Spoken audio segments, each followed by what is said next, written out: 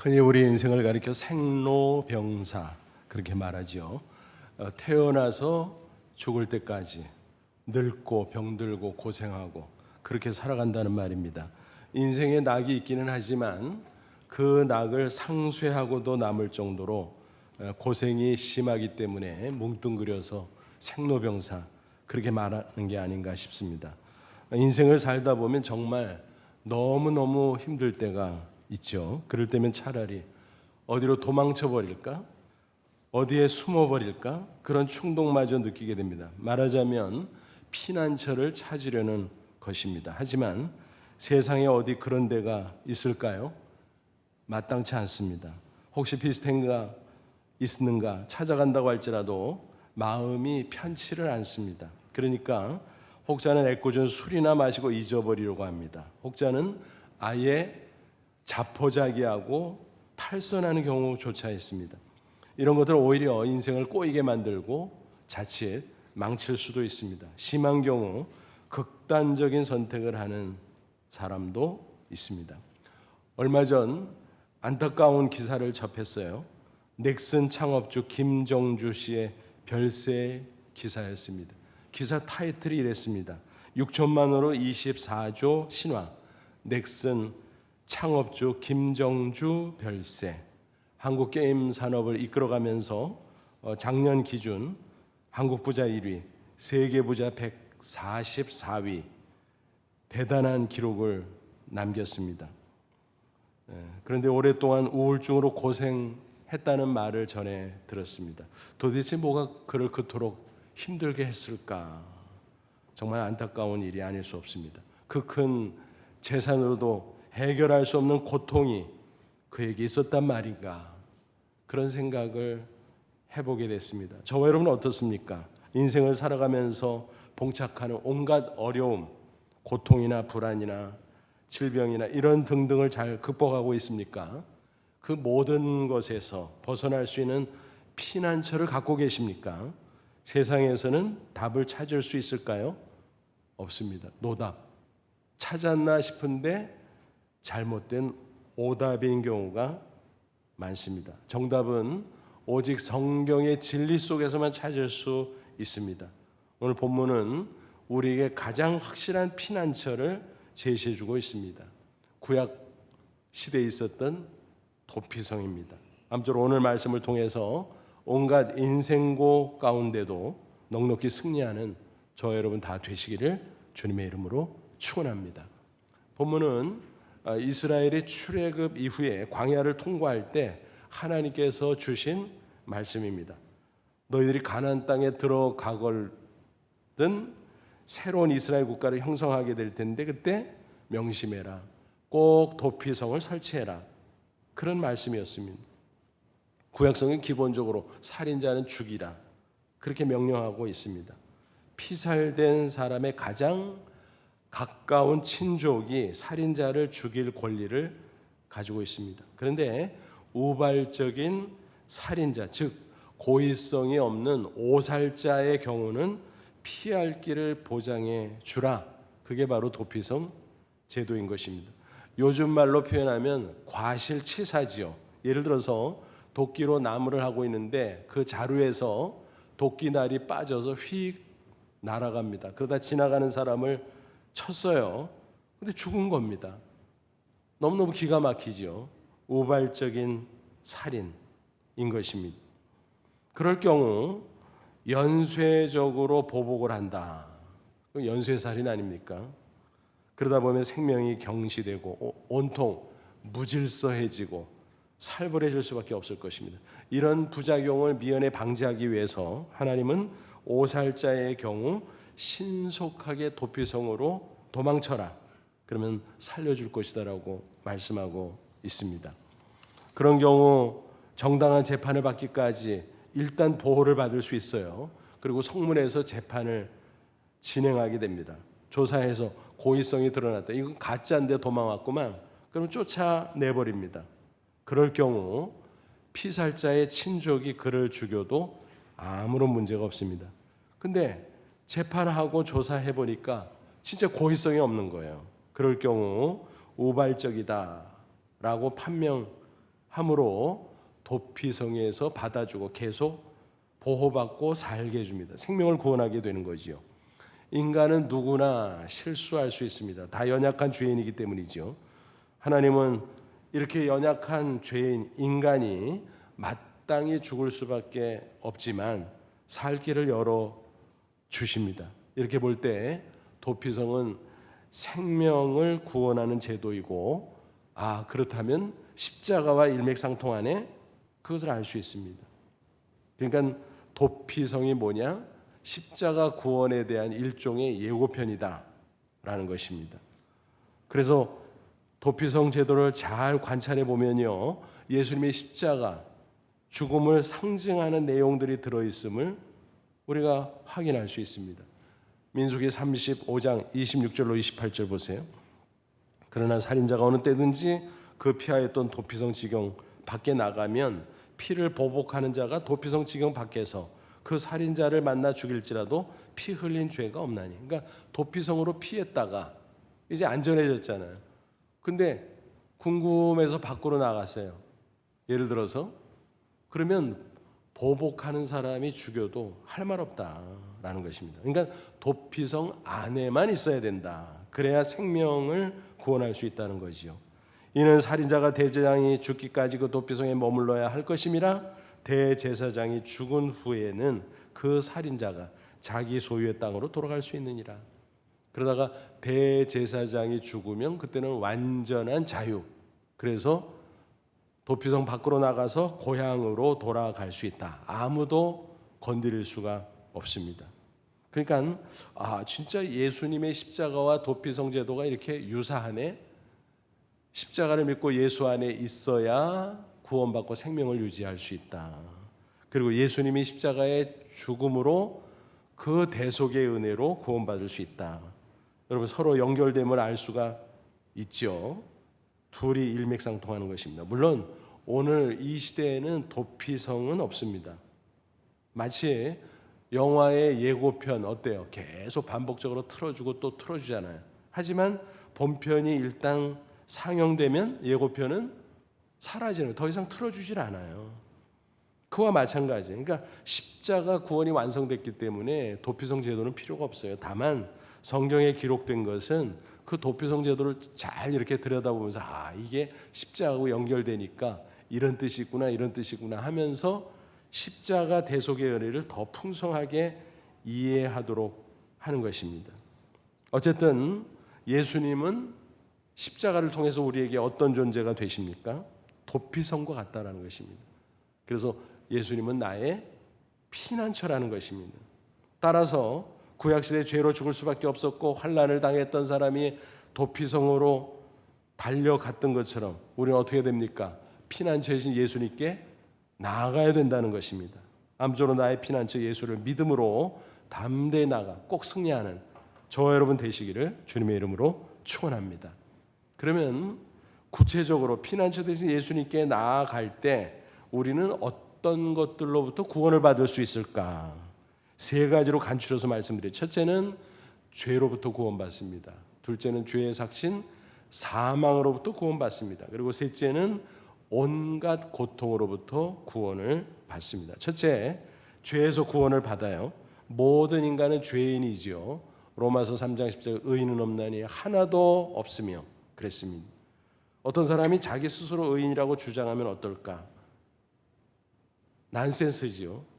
절대자 하나님 앞에 모두가 죄인입니다. 다른 사람과 비교해서 나 정도면 의인이지 내가 무슨 큰 잘못을 저질렀나? 해도 착각이에요.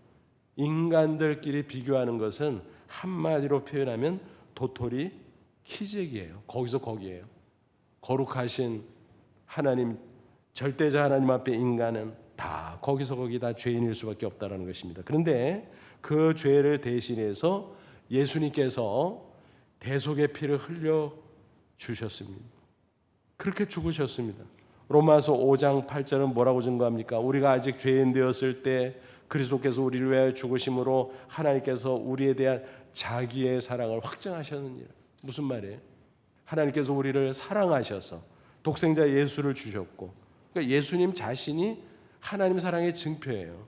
예수님은 우리의 죄를 대신해 십자가에 죽으셨습니다. 십자가는 바로 사랑의 증표인 것입니다.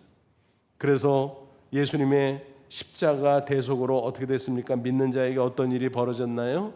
로마서 8장 1절 그러므로 이제 그리스도 예수 안에 있는 자에게는 믿음으로 예수 안에 들어오잖아요. 결코 정죄함이 없나니. 정죄함이 없다는 게 뭐예요? 죄에 대해서 책임 안 져도 돼 이제. 예수님께서 십자가에 책임 다 져줬어. 그러니까 죄 책에서 벗어났다라고 하는 것입니다. 여러분, 인간이 불안한 이유가 무엇입니까? 뭐 여러 가지 요인을 이야기하지만 근원을 따져 들어가면 뭐 때문이죠? 죄 때문입니다. 죄가 인간 영혼의 목을 조르고 있는 것입니다. 마치 하늘의 먹구름이 쫙 껴있는 것처럼 영혼은 답답할 수밖에 없습니다. 죄 문제를 해결하기 전까지. 물론 무슨 실수를 범하거나 잘못을 저질렀을 때 상대방에게 용서를 구하는 거 굉장히 중요합니다. 용서를 받으면 어때요? 마음이 참 편해지죠. 하지만 근원적으로 하나님께 용서를 받아야 진짜 평안해질 수 있다라고 하는 것입니다. 죄로 인한 가책에서 완전히 자유로울 수 있는 것입니다. 그게 바로 십자가 대속의 은혜인 것입니다.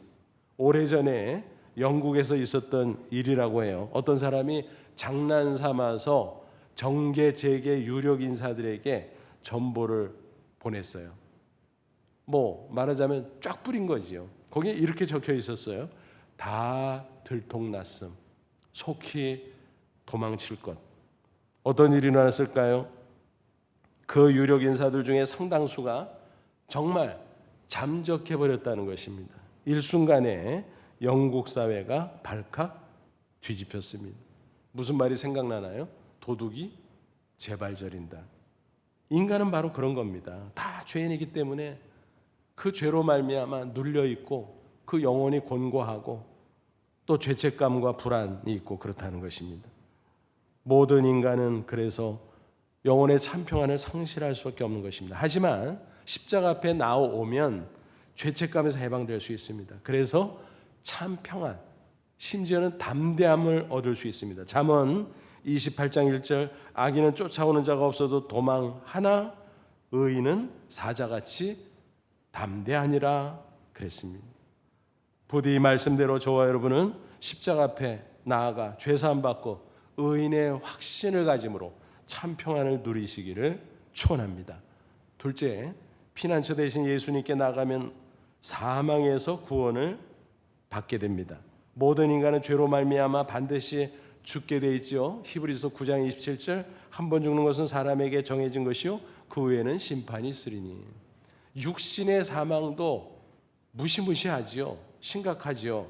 하지만 더 심각한 것은 육신의 사망 이후에 벌어지는 것입니다. 심판, 그리고 그 후에 영원한 사망. 그게 진짜 문제인 것입니다. 예수님은 그 사망의 원인인 죄값을 십자가에 피 흘려 죽으심으로 치러주셨어요. 그래서 대속이라고 하는 거 아니겠습니까? 로마서 6장 23절 죄의 삭은 사망이요 하나님의 은사, 은혜, 선물은 그리스도 예수 우리 주 안에 있는 영생이니라. 도피성에 피에 들어가면 생명을 구원하는 것처럼 십자가를 믿음으로 바라보면 어때요? 사망에서 구원받습니다. 사망의 공포로부터 벗어날 수 있습니다. 그래서 비로소 영혼 속에 기쁨이 솟아오르고 평안이 가득 차고 그런 것입니다. 언제 인생을 마친다고 할지라도 천국에 들어갈 수 있다는 확신, 영생복락을 누릴 수 있다는 확신이 넘치는 것입니다. 때때로 우리가 육신을 가지고 있기 때문에 무서운 질병이 닥치기도 하지요. 이런저런 어려운 문제들이 닥치기도 하지요. 그것 때문에 우리가 두려워하고 무서워할 때도 있기는 하죠.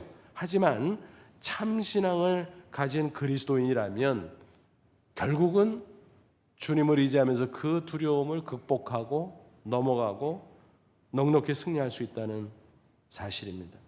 어느 노 권사님의 이야기예요.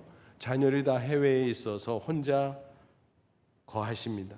그런데 아드님이 효자라서 늘 어머님의 안위가 염려가 돼요. 특별히 요즘 뭐 얼마나 복잡합니까?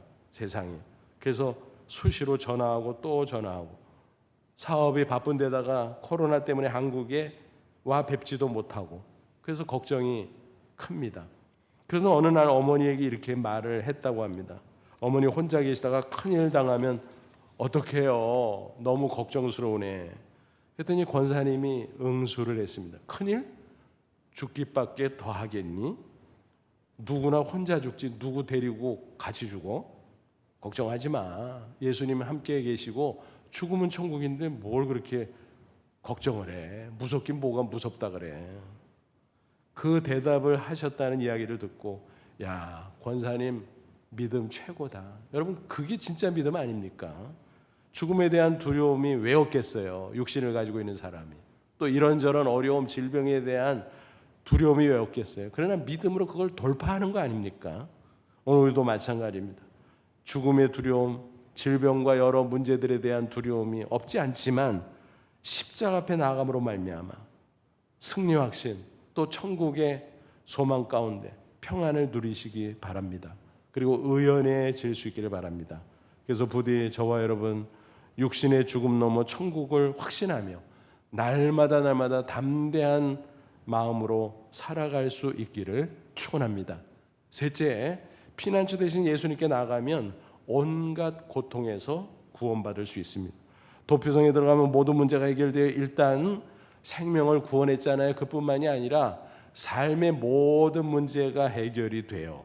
절박한 위기 상황에서도 벗어났죠. 게다가 빈손 들고 들어갔잖아요. 하지만 그 안에서 다 책임져요. 풀 서포트, 거주할 공간 주고 의식주 다 제공해주고 그렇다는 사실입니다.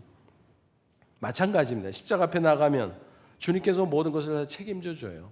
인생 살면서 당할 수 있는 모든 고통의 문제 해결해 주십니다. 여러분, 우리가 인생 살다 보면 어때요? 수시로 험악한 일들이 우리에게 닥쳐오잖아요. 고통이 오고 시련이 오고 질병이 오고 이런저런 문제들이 들이닥치고, 그럴 때 물론 우리가 서로 돕고 살아야죠. 가족이나 친지들 도움이 필요할 때도 있습니다. 하지만 그것이 점점 커지고 심각해지면 아무리 가까운 가족이나 친지라고 할지라도 도와줄 수가 없어요. 하지만 그럴 경우에도 십자가 앞에 나아간다면, 그리고 주님 앞에 간구하면 주께서 위로해 주십니다. 문제를 해결해 주십니다. 시편 46편 1절은 증거합니다. 하나님은 우리의 피난처시오 힘이시니 환난 중에 만날 큰 도움이시라. 하나님도 피난처, 예수님도 피난처. 그러므로 우리가 주님 앞에 나가면 환난 가운데 있을지라도 큰 도움을 받을 수 있다라는 것입니다. 시편 62편 8절, 백성들아 시시로 그를 의지하고 그의 앞에 마음을 토하라. 하나님 우리의 피난처시로다. 주님 앞에 나가서 우리의 모든 문제에 대해서 토로하면, 간구하면 분명히 도와주신다 라고 하는 것입니다. 힐튼 호텔의 창업자 콘레드 힐튼의 이야기입니다. 그는 호텔의 황제라는 별명이 붙을 정도로 호텔 사업으로 크게 성공한 크리스찬 기업인이죠. 그는 생애 내내 기부를 많이 한 것으로 알려져 있고, 특별히 사후에는 전 재산을 기부한 것으로 유명합니다. 그런데 사업 처음에는 아주 미약하게 시작을 했습니다. 허름한 작은 호텔 하나를 인수해서 시작을 했다 그래요. 또 호텔 현관에는 자파를 파는 작은 상점을 열었다고 해요. 지금도 호텔 로비에 가면 상점들이 쭉 있잖아요. 그게 그의 아이디어로부터 비롯됐다라고 합니다. 이처럼 사업을 확장해 가니까 얼마나 재미가 있었는지 몰라요. 점점점 확장되고 늘어나고, 그런데 뜻밖의 사태가 벌어졌습니다. 무엇이었을까요? 대공황, 무시무시했잖아요. 그래서 미국 전역의 호텔 가운데 80%가 갑자기 문을 닫게 됐습니다. 그러고 예외가 있겠습니까? 그래서 결국 파산의 위기에 처하게 됩니다. 너무너무 힘들었어요. 심지어는 말단 직원에게 몇백 불 꿀 정도로 심각했습니다. 그러다 보니까 이게 뭔가 싶고 살 의욕이 다 사라져 버렸습니다. 그래서 극단적인 선택을 생각을 했는데 그때 문득 어린 시절 어머니가 들려주신 말씀이 생각났습니다. 어머니는 늘 이렇게 얘기했습니다. 살다 보면 나도 너에게서 떠날 때가 있을 거야. 너의 아버지도 마찬가지지. 그리고 너의 형제들도 마찬가지야. 하지만 예수님은 항상 너와 함께 하신단다. 꼭 명심해. 주님은 어떤 상황 가운데서 너의 피난처가 되시는 분이야. 늘 듣던 말씀, 별로 그렇게 절실하게 느끼지 못했었는데 그 위기 상황에서 어머니 말씀이 생각났고 그 말씀이 큰 용기를 북돋워 주었습니다. 맞아. 주님이 나와 함께 계시지. 주님은 나의 피난처지. 그래서 주님 앞에 나아가 간절히 기도했어요. 그랬을 때 하나님께서 용기를 주시고 지혜를 주시고 그 위기를 당당하게 벗어날 수 있도록 도와주셨다라는 것입니다. 그게 그 인생의 전환점이었다 그래요. 그 이후에 승승장구해서 호텔의 황제가 될 수 있었던 것입니다. 그렇습니다, 여러분. 예수님은 우리를 초청하세요. 그리고 기다리세요. 내게로 오라. 십자가 앞에 오라. 누구든지 나갈 수 있습니다. 죄 많은 사람도 나갈 수 있습니다. 괴로움과 복잡한 문제만 잔뜩 가진 문제와 같은 인생도요, 얼마든지 나갈 수 있어요. 그러면 주님께서 맞아주시고 돛비성에 달려갔던 그 구약의 이스라엘 백성들을 받아주고 도와주고 구원해주고 축복해준 것처럼 우리가 십자가에 나가기만 하면 주님께서 그렇게 해주신다는 말씀입니다.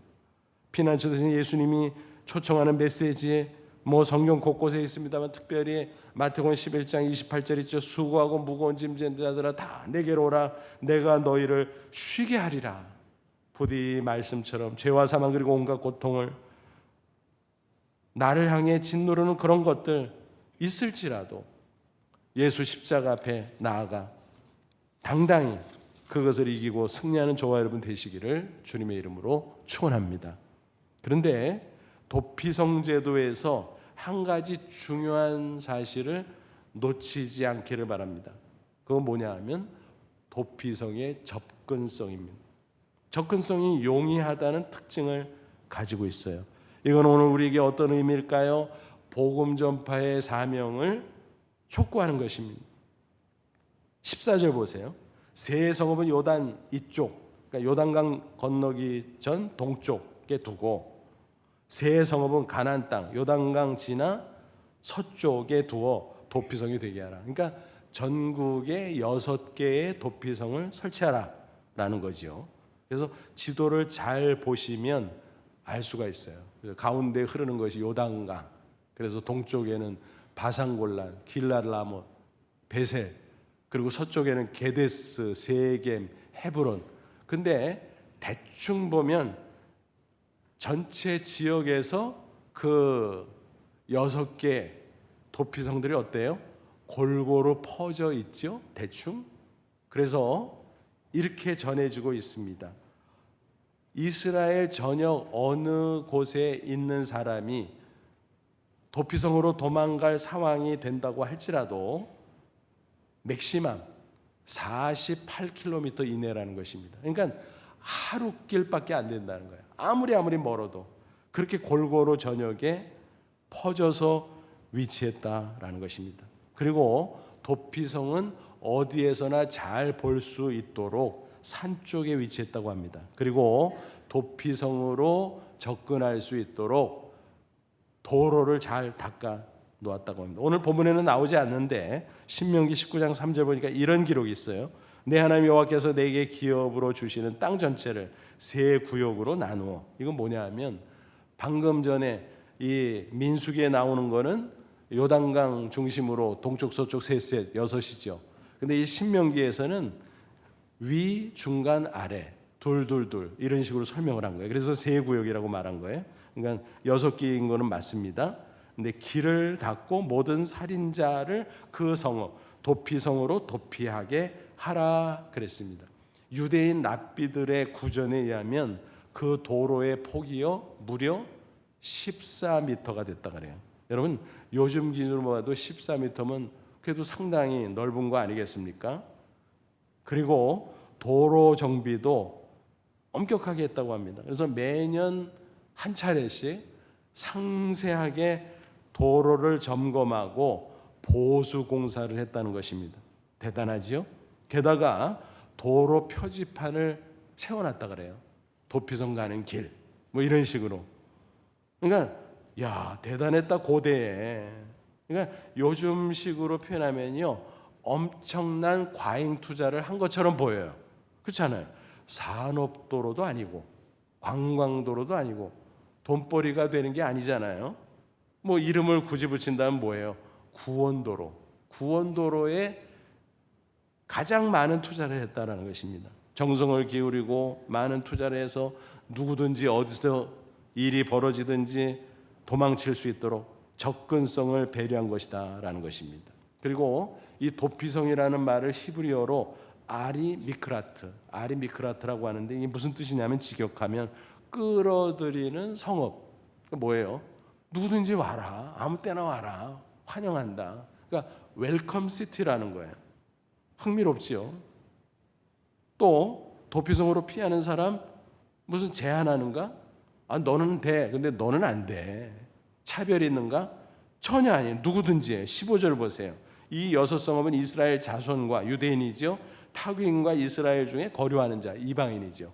장기 체류자든 단기 체류자든 이방인들까지도 다 그들의 도피성이 되리니 부지 중에 살인한 모든 자가 그리로 도피할 수 있으리라. 그러니까 뭐예요? 유대인, 이방인, 남녀노소 상관없다. 아무나 누구나 자격 제한 없이 다 와라 이겁니다. 여러분, 예수님의 십자가와 비슷하지 않습니까? 예수님께서 십자가에 못 박힐 때 골고다 언덕 높이 십자가에 달려 죽으셨어요. 그러니까 뭐예요? 그거는 지나가는 사람이 어디서든지 다 볼 수 있도록 한 것입니다. 그리고 십자가 꼭대기에 죄패가 붙어 있었어요. 그게 아주 중요합니다. 그것을 성경은 이렇게 묘사해요. 요한복음 19장 19, 20절 빌라도가 패를 써서 십자가 위에 붙이니 나사렛 예수 유대인의 왕이라 기록되었더라. 나사렛 예수는 인적상 이런 사람이 십자가에 지금 못 박힌다. 죄목은 유대인의 왕이다. 이게 무슨 죄목이야? 근데 그렇게 됐어요. 왜냐하면 로마법으로는요, 십자가 처형시킬 수 있는 건 딱 두 가지예요. 흉악한 살인, 강도 아니면 국가반역죄. 이 두 가지예요. 근데 유대인들이 고발해서 빌라도 총독이 예수님을 신문해 보니까 해당 사항이 없어. 그래서 무죄, 석방 하려고 했는데 이 유대인 종교 지도자들이 군중들을 막 충동시켜서 데모를 하는 거예요. 빌라도 총독 물러가라, 물러가라. 로마 황제에게 충신 아니다. 우리가 황제한테 알릴까? 그러면 당신 잘려. 그러면서 예수 죽여, 십자가에 못 박아. 그런 거예요. 근데 사실은 그들이 로마법을 알아서 유대인의 왕이라 그랬다고 예수님이 그렇게 고발했거든요. 근데 유대인의 실제 지상나라 왕이 아니잖아요. 근데 영적인 의미로 유대인의 왕 맞고 메시아, 하나님의 아들 구원자 맞아요. 그러니까 빌라도 총독이 갈등을 한 거예요. 야, 이거 어떡하지? 근데 법을 어길 수는 없잖아요. 로마 제국 안에서는 법을 엄격하게 지켰거든요. 그래서 빌라도 총독이 할 수 없이 유대인의 왕이라는 죄목으로 붙인 거예요. 그러니까 유대인들이 막 항의하지만 그래도 항의하거나 말거나 자기네들이 처음에 그렇게 주장했으니 나 그냥 적을래 그러고 적은 거예요. 예수께서 못 박히신 곳이 성에서 가까운 거로 많은 유대인이 이 패를 읽는데 뭐요? 히브리와 로마와 헬라 말로 기록되어 세 가지 언어로. 히브리어는 유대인들, 그리고 로마어 라틴어는 로마 귀족들까지, 그리고 헬라어는 로마 그 광활한 제국 내에 여러 나라 민족들이 다 들어있는데 그들이 서로 소통할 수 있는 공용어였어요. 공용어. 그러니까 이 세 가지 언어에 다 걸려 누구든지 지나가면서 자기가 편한 대로 다 읽을 수 있어요. 그러니까 누구든지 볼 수 있다. 골고다 언덕에 못 박힌 예수님. 그리고 누구든지 예수님이 왜 죽는지 볼 수 있다. 뭐예요? 유대인의 왕, 메시아. 그러면은 복음의 내용이네. 그렇습니다. 죄가 없는 하나님의 아들이지만은 인간들의 죄를 대신해서 피 흘려 죽으신다라고 하는 거죠. 그러니까요, 그 죄패가에 알고 보면 하나님의 놀라운 섭리 가운데 뭐예요? 복음의 간판이 됐어요. 그 복음의 간판을 다 봤다는 거예요. 누구든지 볼 수 있었다는 거예요. 복음의 접근성, 개방성인 것입니다. 예수님께서 부활 승천하실 때도 말씀하셨잖아요. 마가복음 16장 15절, 너희는 온 천하에 다니며 만민에게 복음을 전파하라. 아무나, 누구에게나, 모든 사람에게나, 동족뿐만이 아니라 다른 민족, 이방인들에게까지 복음을 전파하라. 바로 선교의 명령인 것입니다. 그러니까 도피성에도 그 의미가 다 들어있었어요. 십자가 주변에도 그런 의미가 다 들어있잖아요. 그러므로 명심하시기 바랍니다. 우리 각자 십자가 앞에 담대히 나가시기 바랍니다. 그게 제일 중요하긴 하지만 그 다음으로 다른 사람에게 십자가 복음을 꼭 전해주라. 그 말씀, 그게 우리의 사명인 것입니다. 여러분 한번 생각해 보세요. 구약시대 도피성이 필요한 사람들이 많이 있었겠죠. 어느 날 십자가 필요한 사람이 얼마나 많겠어요. 전부죠. 사실 모두가 죄인이니까. 또 절망 가운데 있는 사람, 우리가 이 십자가 복음을 증거해 줌으로 말미암아 거기서 건져줘야 될 사람이 얼마나 많겠습니까? 그렇잖아요. 내가 전하는 말 한마디가 상대방을 구원할 수 있습니다. 내가 전하는 말 한마디가 상대방을 절망의 구렁텅이에서 건져줄 수 있어요. 위로의 말씀이 되어서. 심지어는 그 사람 인생의 대전환을 만들 수도 있다라고 하는 것입니다. 작곡가 핸델의 이야기입니다. 불후의 명작 메시아를 작곡한 분 아닙니까? 그런데 놀랍게도 그의 슬럼프 기간에 이 대작이 탄생됐다는 것입니다. 그는 공연도 제대로 못하고 경제적으로 너무 궁핍한 시절을 보내고 있었어요. 설상가상으로 뇌졸중으로 쓰러져 있었습니다. 완전 절망이죠. 그 절망의 구렁텅이에서 어떻게 스스로 헤어날 수 있습니까? 불가능하죠. 어떻게 거기서 헤어나요? 근데 그 소식을 들은 어느 시인이 편지 한 통을 보냈어요. 거기는 이렇게 쓰여져 있었습니다. 주님은 멸시를 받았지만 온 세상의 왕이 되셔서 다스리고 있습니다. 그러니 당신도 힘을 내세요. 그죠? 예수님은 십자가 모진 고난 받으셨습니다. 그러나 십자가 승리하시고 부활하셔서 승천하셔서 지금도 온 세상을 통치하고 있습니다. 그렇다면 예수 믿는 당신도 힘을 낼 수 있지 않소? 라는 것이었습니다. 그는 그 편지를 받아 읽고 정말 힘을 얻었습니다. 그리고 피난처에서 예수님께 담대히 나갔습니다. 23일간 금식을 했고 기도하며 묵상한 이후에 작곡을 하게 됐는데 그때 탄생한 것이 바로 메시아다라는 것입니다. 여러분 생각해 보세요. 혹시 우리 가족 가운데, 이웃 가운데 위로의 말 한마디가 필요한 사람이 없을까요? 전도의 말 한마디가 필요한 사람이 없을까요? 보십시오. 주변을 둘러보십시오. 반드시 있지요. 그들에게 꼭 도피성의 이야기, 십자가 복음을 전해 줄 수 있기를 바랍니다. 그것이 그 사람을 바꿀 수 있습니다. 많은 사람들이 애창하는 복음송이 있어요. 나의 피난처 예수. 저도 개인적으로 애송하는데 그 가락도 좋고 노래 가사도 좋고 음미하며 피난처이신 예수님께 우리 모두 담대히 나아갈 수 있기를 바랍니다. 아울러 가족과 이웃에게 피난처이신 예수님을 꼭 전해줄 수 있기를 바랍니다. 가사를 한번 불러드리죠. 나의 피난처 예수 의지해요. 나의 피난처 예수 의지해요. 나의 가는 길에 거센 바람 몰아쳐와도 나의 피난처 예수 의지해요. 나는 영원히 주님 사랑해요. 나는 영원히 주님 사랑해요. 세상 어떤 것도 나의 사랑 끊을 수 없네. 나는 영원히 주님 사랑해요. 아바 아버지 나를 사랑하시니 나의 모든 것 주께 드려요. 아바 아버지 내가 여기 있으니 주님 영광 위에 써 주세요. 얼마나 귀한 가사인지 모릅니다. 이 가사 하나하나가 저와 여러분의 신앙 고백이 될 수 있기를 바랍니다. 아무쪼록 이 사순절에 십자가 앞에 담대히 나가 모든 인생의 문제들, 고통의 문제들을 내려놓고 간절히 기도할 수 있기를 바랍니다. 주님께서 분명히 해결해 주시고 응답의 놀라운 역사를 허락해 주실 줄로 믿습니다. 이미 십자가 은혜로 죄와선 구원받은 것을 기뻐하면서 이와 같이 어떤 문제라도 십자가 앞에 나가 해결하는 저와 여러분 될 수 있기를 바랍니다. 그래서 당당히 승리하시고 또 주변의 사람들에게 복음의 증인으로 사명 감당하며 살아가는 저와 여러분 다 되시기를 주님의 이름으로 축원합니다. 기도하겠습니다. 이 말씀 붙잡고 기도하죠. 하나님, 그렇습니다. 세상 사방팔방 둘러봐도 나의 피난처 없지만 예수님이 나의 피난처 되심을 믿습니다.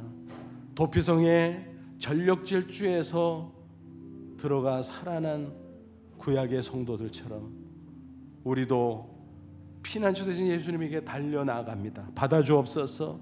죄와 사망에서 이미 구원해 주신 줄로 믿습니다. 기쁨과 평안을 회복시켜 주시고 세상 살면서 이런저런 고통, 문제, 별의별 것이 내 앞에 엄습해 와도 피난처 예수 나를 도와주실 줄로 믿습니다. 승리하게 하옵소서. 당당히 승리하게 하옵소서. 많은 사람 앞에 승리의 간증을 하게 하옵소서. 다 같이 간절한 마음으로 잠시 기도합니다. 하나님 아버지, 은혜와 사랑을 진심으로 감사합니다. 오늘도 진리의 말씀으로 우리를 권고하시니 감사합니다. 도피성 되신 예수님, 나의 피난처 되신 예수님 감사합니다. 내가 주님께 나아갑니다. 죄와 사망에서 구원해 주신 이 놀라운 확신을 가지고 당당하게 살길 원합니다. 기쁨과 평안으로 살아지기를 원합니다. 때때로 이런저런 어려움, 문제들, 질병, 고통, 별의별 것들이 나를 향해 엄습할지라도 옥죄 올지라도 피난처 되신 예수님을 의지합니다. 나의 피난처, 나를 도와주옵소서. 나를 받아주옵소서. 승리를 주옵소서. 그리고 세상에 주님 증거하게 하옵소서. 예수님의 이름으로 기도하옵나이다. 아멘.